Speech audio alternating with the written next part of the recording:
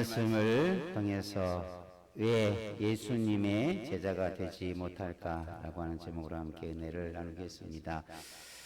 우리가 세상을 살다 보면 여러 가지 일들을 하게 되죠. 간단한 일도 있겠지만 어떤 일들은 치밀한 계획과 또 그것을 이루기 위한 준비가 필요하지요.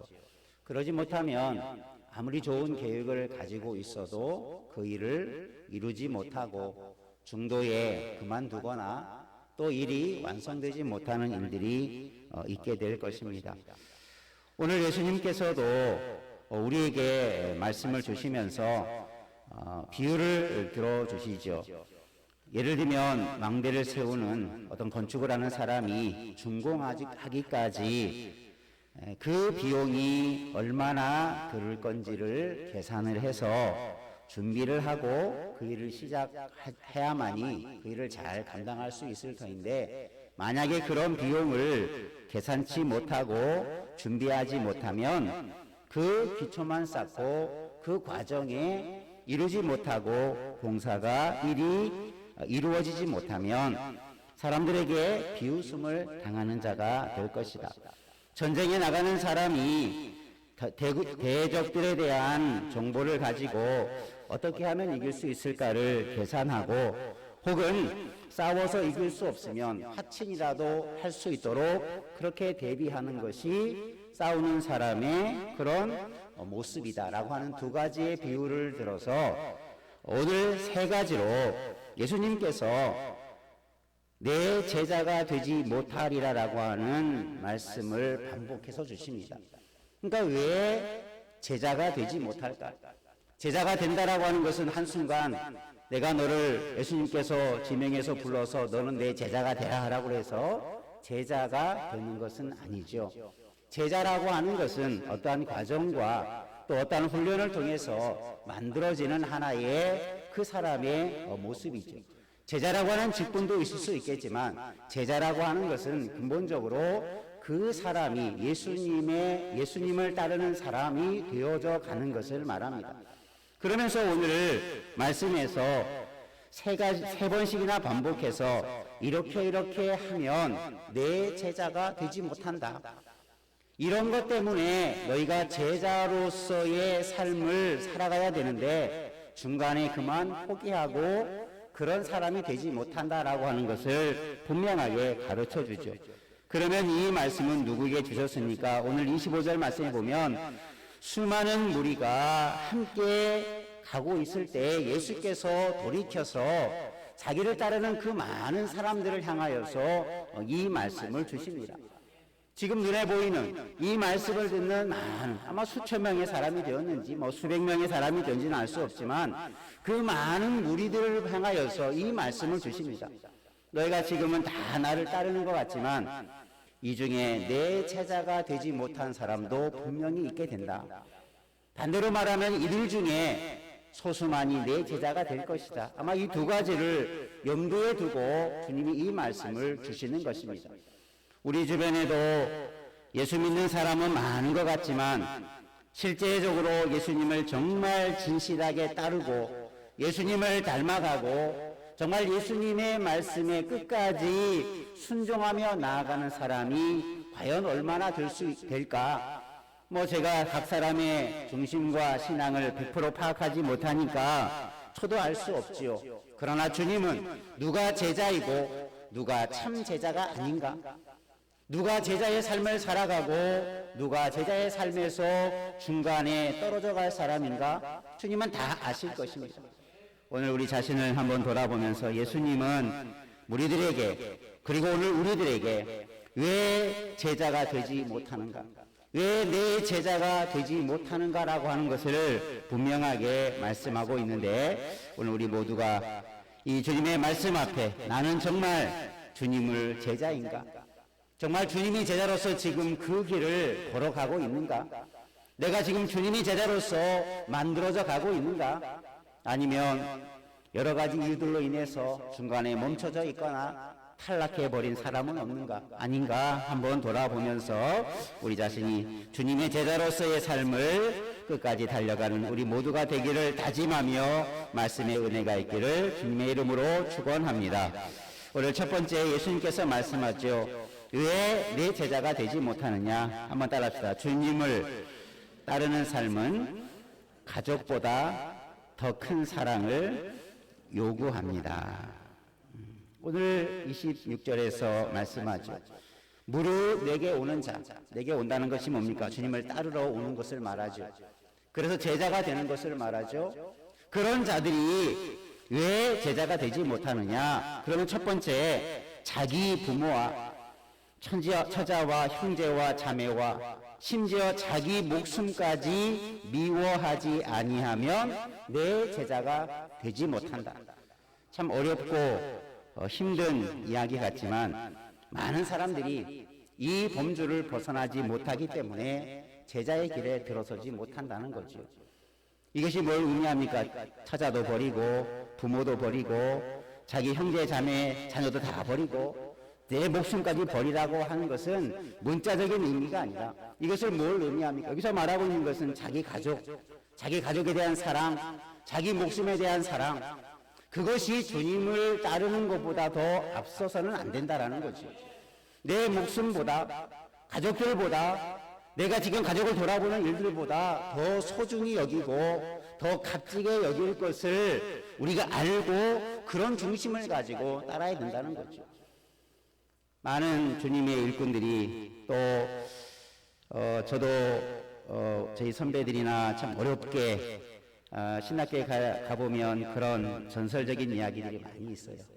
우리 몇 대 선배들의 신학교를 다닐 때 보면 뭐 교통도 제대로 돼 있지 아니하고 뭐 신학교를 다닐 때 저희가 사당동에 있는 충신이라고 하는 대학을 다닐 때 거기에 보면 봉천동에 그 고개가 있는데 그 고개를 무슨 고개라고 하냐면 헐떡고개라고 했어요.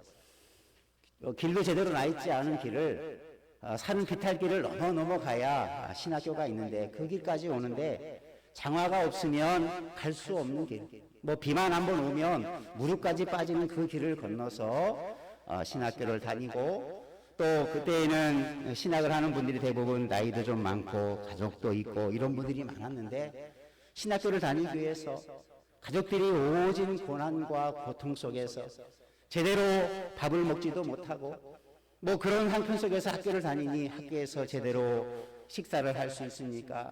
점심을 할 수 있습니까? 그래서 뭐 하루에 한 끼 먹고 공부하고 그런 신학의 과정을 겪으면서 그러면서도 가족들을 향한 그 사랑이 있지만 신학하면서 그들이 마지막에 하는 얘기가 뭐냐면 참 내가 부름을 받았는데 내가 사명을 받았는데 나 때문에 가족들이 고생한 것이 가장 마음에 걸린다. 이런 선배 목사님들의 이야기를 많이 들어본 적이 있어요. 이게 뭡니까? 그게 잘못된 것이 아니라 정말 주님을 위해서 때로는 가족들이 함께 헌신을 해야 되고 가족보다 더 그 사역을 위해서 그 사명을 위해서 자신의 온 삶을 드리는 그 과정 속에 그런 정신이 없으면 어떻게 신학을 하고 어떻게 목회자가 되고 어떻게 하나님의 제자로서의 삶의 자리에 설 수 있었겠습니까? 목회자만이 아니라 오늘 예수님께서는 그를 따르는 많은 무리들을 향해서 너희가 내 제자가 되길 원한다면 정말 그런 정신을 가지고 정말 부르심 앞에 내 목숨과 가족과 모든 것을 보다 더 나를 사랑하는 마음을 가지고 따르지 못하면 결코 제자가 될 수 없다. 여러분, 우리들은 요즘에 참 신앙생활하는 것이 너무나 편한 그런 시대를 분명히 살아가고 있어요. 내 모든 것을 포기하고 헌신하라라고 하면 많은 사람들이 부담을 갖습니다.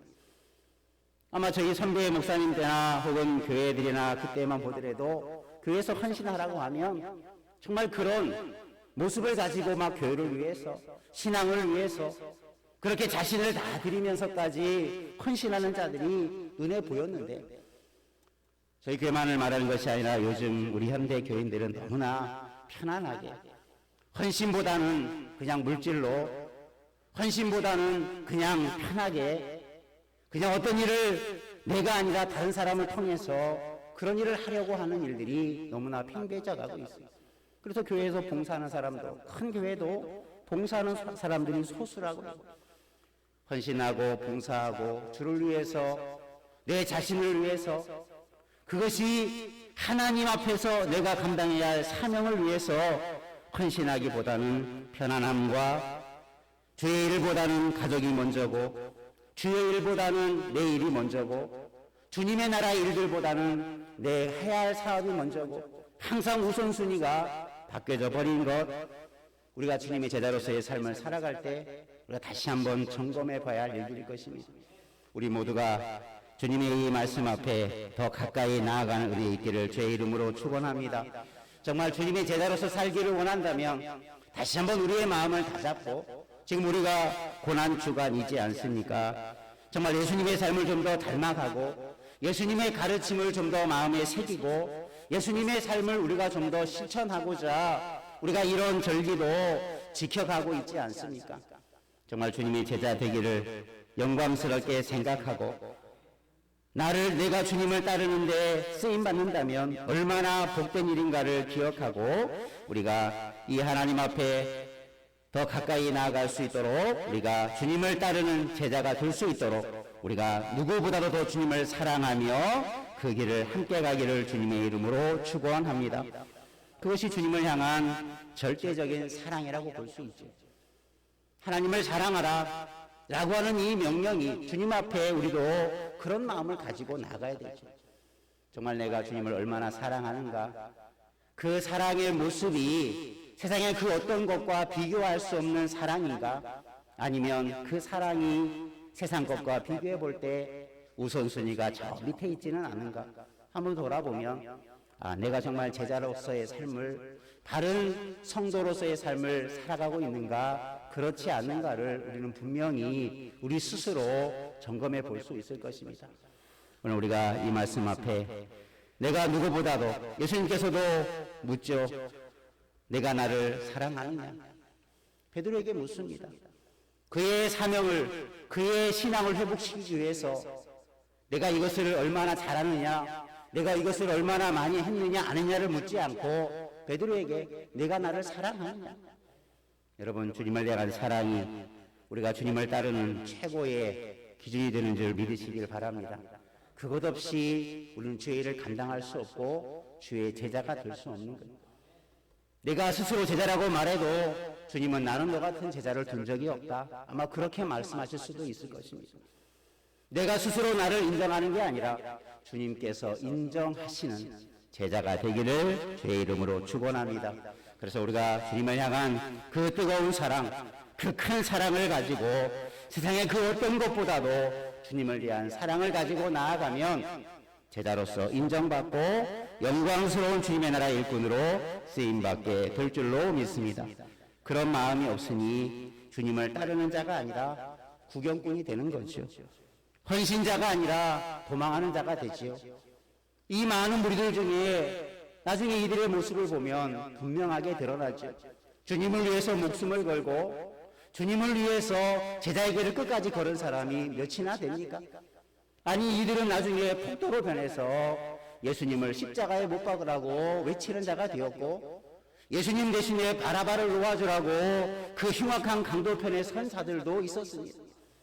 예수님을 잡아 죽이려고 하는 당시 종교 지도자들의 편이 되어서 예수님을 고발하고 예수님을 조롱하는 자들이 되어버렸죠. 제자로서의 길을 가던 사람들이, 주님을 따르는 사람들이 변질되고 그들의 삶이 중간에 잘못되어져 버린 거죠. 여러분, 우리가 주님을 따를 때 여러분 그것이 힘들 수도 있지만 여러분, 주님은 우리에게 분명히 말씀합니다. 그것을 계산하고 있어라. 그런 것을 각오하고 있어라. 그런 삶을 각오하고 나를 따를 준비를 하고 나아가라. 그것이 앞에서 비유적으로 설명했던 비용을 계산하지 못한 사람은 그런 일을 망했을 때에 쉽게 포기해버리고 그 일을 감당치 못하는 것처럼, 오늘 우리가 주님을 따를 때 때론 여러 가지 시험과 여러 가지 역경들이 다가올지라도 주님을 사랑하는 그 마음이 항상 우선적으로 돼 있는 그 마음을 변치 않고 주를 따르기를 주님의 이름으로 축원합니다. 두 번째, 주님은 우리들에게 말합니다. 한번 따라합시다. 주를 따르는 삶은 십자가를 질 것을 요구합니다. 오늘 27절에 보면 누구든지 자기 십자가를 지고 나를 따르지 않는 자도 능히 내 제자가 되지 못한다. 내 제자가 되지 못하는 두 번째 이유가 뭐냐면 자기 십자가를 지지 않기 때문이다.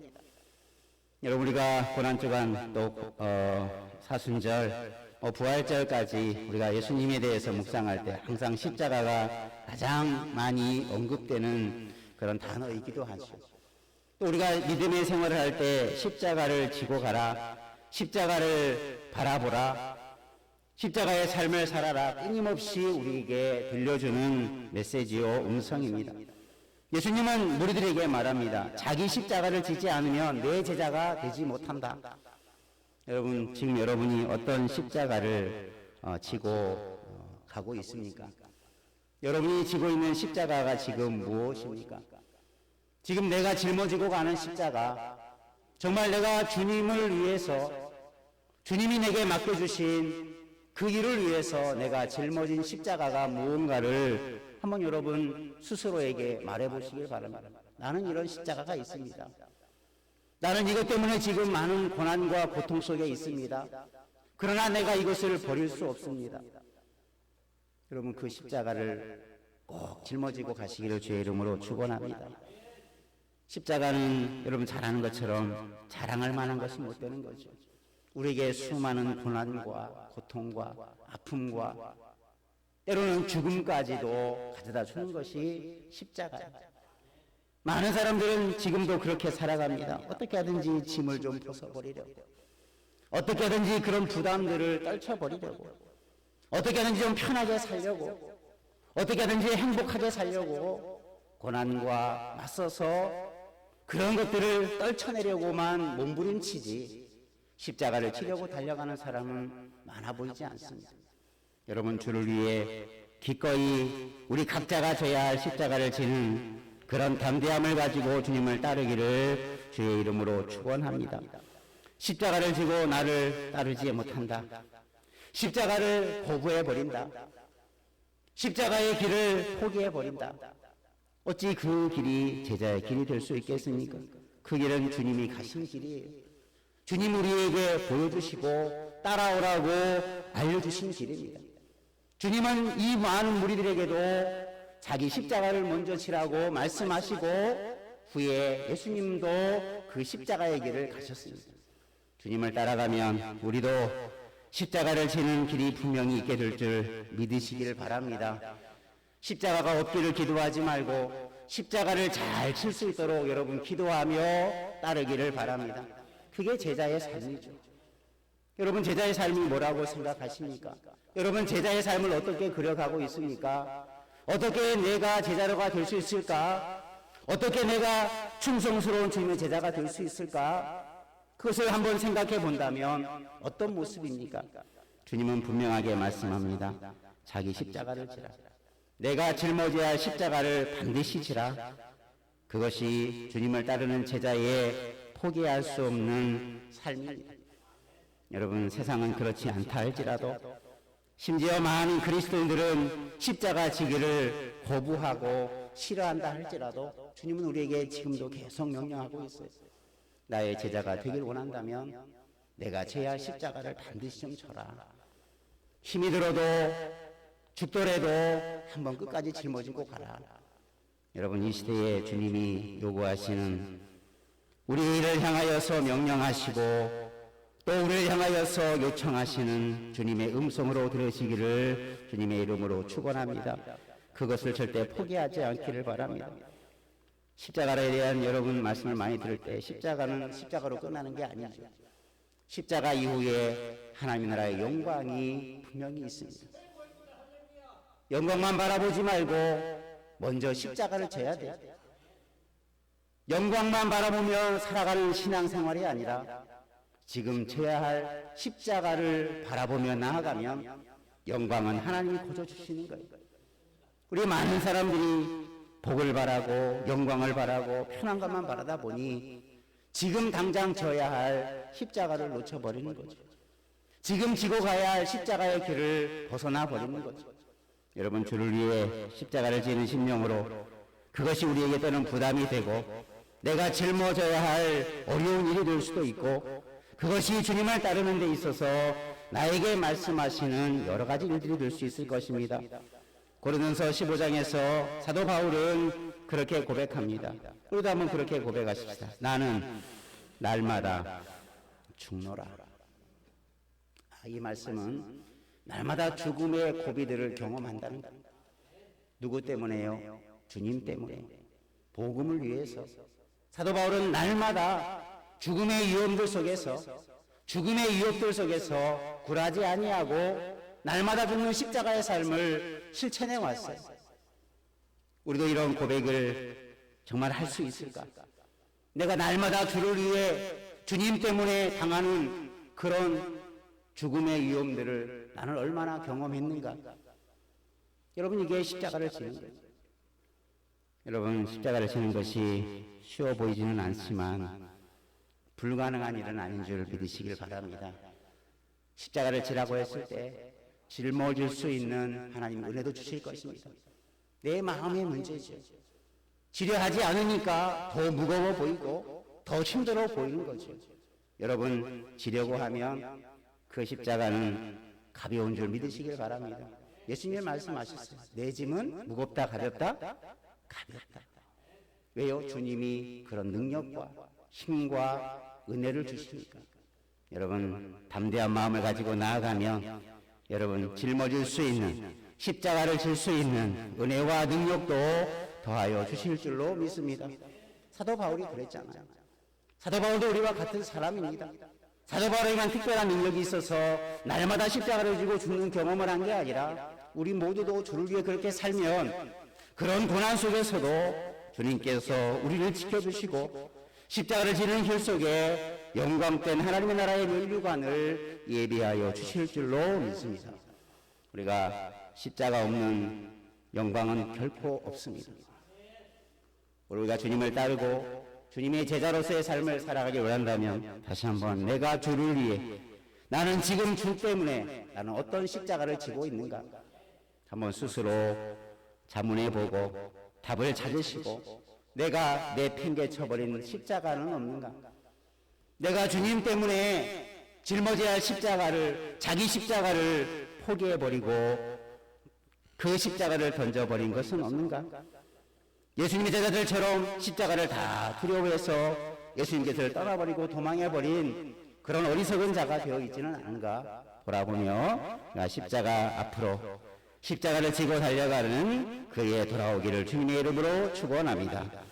또 세 번째, 주님께서 주님의 제자가 되지 못하는 이유를 오늘 말씀 읽지 않았지만 33절에 보면 이렇게 말합니다.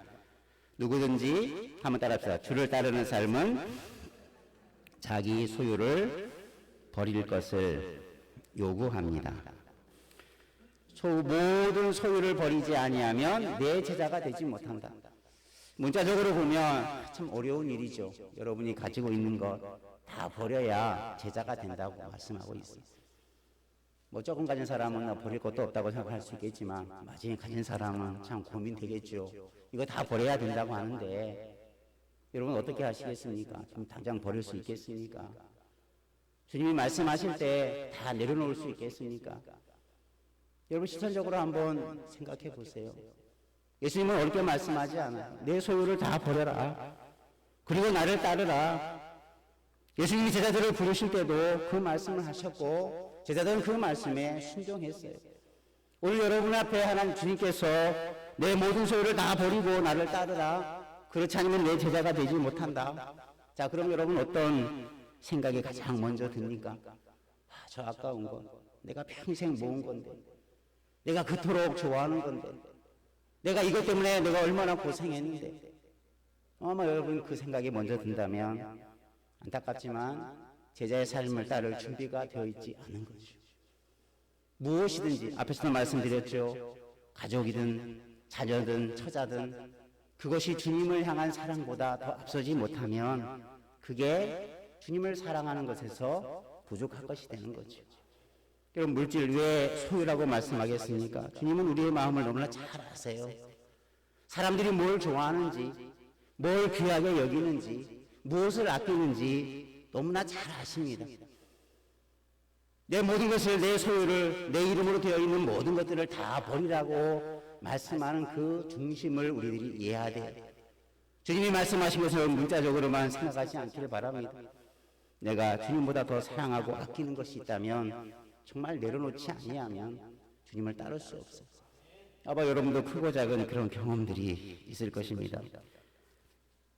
뭔가 해야 되는데, 주님을 위해서 헌신해야 되는데 내 것이 아까워서, 내가 손해보는 것이 싫어서 그 일을 하지 못하고 포기하지 못하고 오히려 주님의 일을 내려놓고 많은 참 안타까운 일들 여러분 경험하신 적이 있을 것입니다. 여러분, 주님은 우리에게 말씀합니다. 많은 무리들에게 말씀합니다. 이들은 믿음이 좋아서, 믿음이 탁월해서 이런 말씀을 주는 게 아니야. 지금 주님을 막 따르고 있는 그 많은 무리들에게 어떤 믿음이 있고 얼마나 성장한 믿음을 가지고 있었겠습니까? 오늘날로 말하면 초신자들에 불과해요. 그냥 주님 소문 듣고 따르는 자들에게 내가 제자가 되길 원한다면 이런 삶을 요구하고 있는 거죠. 여러분, 우리가 주님을 섬기고 따름에 있어서 정말 내 모든 소유, 내가 가지고 있는 것, 내가 이 모든 것을 다 빌어서라도 내가 주님을 따르는 일에, 그 값진 일에 내가 더 가치 있는 일을 둔다면 여러분 능히 제자가 될 수 있을 줄 믿으시길 바랍니다. 그러니까 오늘 우리의 가치의 기준은 물질에 있는 게 아니라 주께 있는 거예요. 주님을 따르는 가치가 내 모든 소유보다도 크다고 생각되면 그건 아무것도 아니에요. 여러분, 작은 것에서부터 우리는 그걸 실천을 해야 돼요. 여러분, 물질에 대한 탐욕을 내려놓기를 바랍니다. 물질에 대한 욕심을 내려놓기를 바랍니다. 내가 뭔가를 소유하고자 하는 그 소유욕을 내려놓으시기를 바랍니다. 이 모든 것은 다 주님이 나에게 맡겨주신 거예요. 주님이 필요하다면 언제든지 나는 얼마든지 주를 위해 그것을 사용할 수 있는 마음의 준비가 되어 있다면 제자로서의 마음이 준비된 거죠. 그런 비용들을, 때로는 그런 다짐들을 가지고 주님을 따르는 신실한 제자 되기를 주의 이름으로 축원합니다. 그리고 우리는 이 땅에 썩어질 것의 소유를 가지고 그것을 향하여 나아가는 자가 아니라 우리 모두는 하나님께서 우리에게 말씀하신 바를 좇아서 나아갈 수 있는 자 되기를 주님의 이름으로 축원합니다. 예수님의 제자됨은 바로 거기에 있는 거예요. 세상에 썩어질 것에 소망을 두는 것이 아니라 영원한 하나님의 나라, 그것은 세상의 모든 소유를 다 주고도 살 수 없는 것입니다. 하나님 나라의 가치는 내 목숨과 수많은 목숨과도 바꿔도 얻을 수 없는 것이 천국의 가치입니다. 정말 여러분 그렇게 믿으십니까? 여러분의 구원의 값이, 천국이라고 하는 것이 여러분 값싼 것이 결코 아니에요. 여러분의 소유와 비교할 수 없는 아름다운 가치가, 귀한 가치가 여기에 있는데 여러분 그 가치를 인정하고 내 소유 때문에 그것을 놓치는 어리석은 자 되지 않기를 축원합니다. 예수님께서 그것을 천국의 비유로 말씀하시죠. 천국은 마치 보화를 감추인 자가 그것을 찾고 그것을 팔아서 자기 소유를 사는 것과 똑같지 않습니까? 왜요? 그 가치를 아니까. 여러분, 천국의 가치, 믿음의 가치, 제자의 삶의 가치를 여러분이 안다면 내 소유는 아무것도 아니에요. 내 소유의 가치는 아무것도 아니에요.